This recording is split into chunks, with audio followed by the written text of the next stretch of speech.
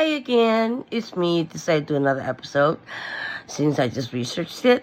So now we're doing episode 79, ADHD and coping mechanisms. ADHD minds are creative minds. We see solutions where others see only insurmountable, exhausting problems.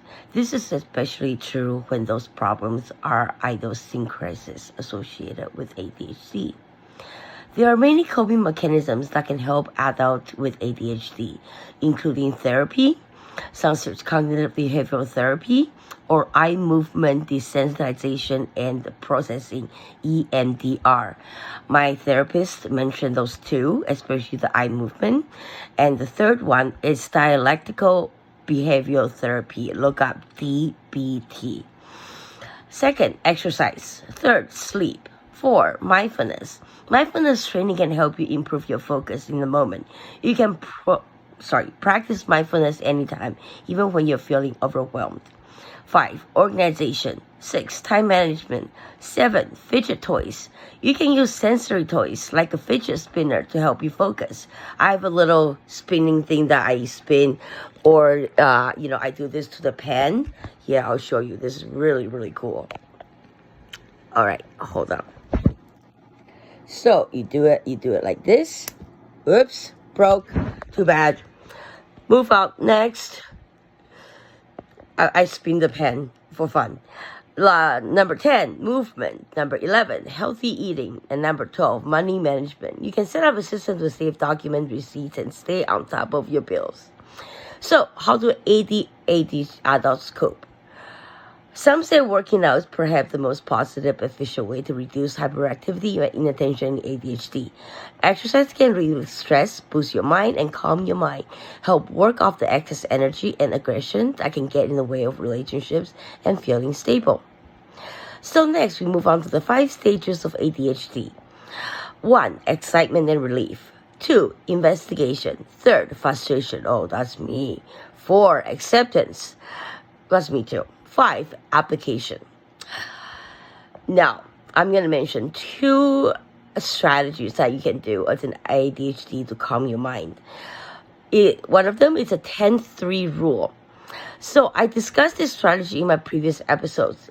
So the more often you need to break tasks down and take frequent breaks. Stop using the executive function system for a few minutes and give it a chance to refuel its fuel tank.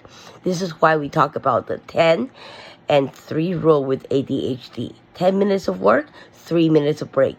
10 and 3, 10 and 3.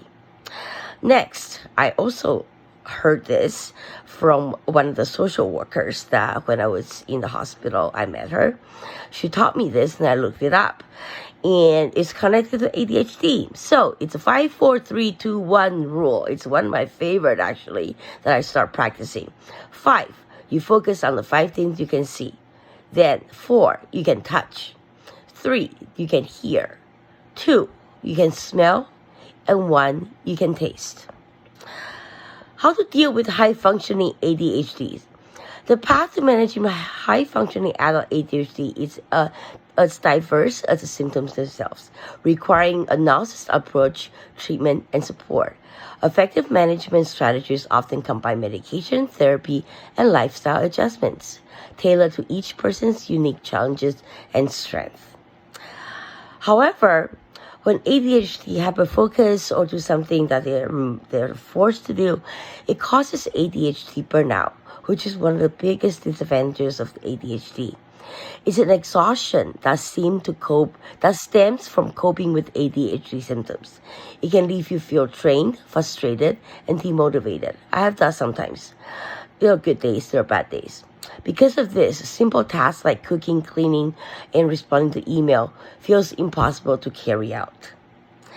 Lastly, I want to mention a few, or actually 15 of one of the ADHD story and how it helped her to calm down or to cope with the daily life. First, I carry a colorful wallet so I can find it quickly in my handbag.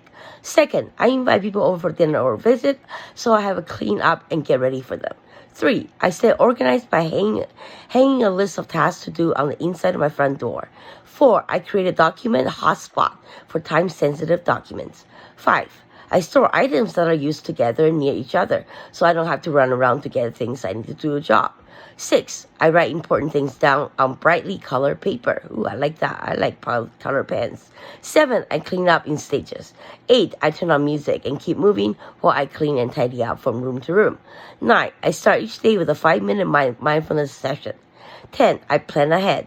11, I mentally erase the faces of people that I have an urge to say something personal to, especially negatively. This helps me address the problem, calm down, and not addressing to the person, but the problem. 12, when I'm stressed, I read through emails that are unimportant. It distracts me so I can calm myself down. 13, I take pictures when I see something. Oh, this is good.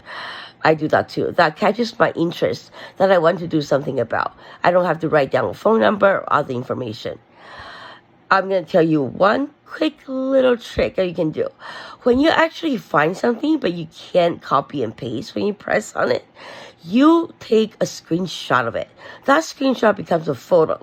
And when you're on your iPhone, the photo, you can actually extract the words from the photos. And then you can copy and paste into your notebook or your smartphone. This is one of the best advantages that I found. It's a little trick. Don't tell anyone. Lastly, I have a notebook that I write everything in, which I do as well. Thank you very much. You can read more of the author's strategies under the description section. Thank you guys. Bye-bye.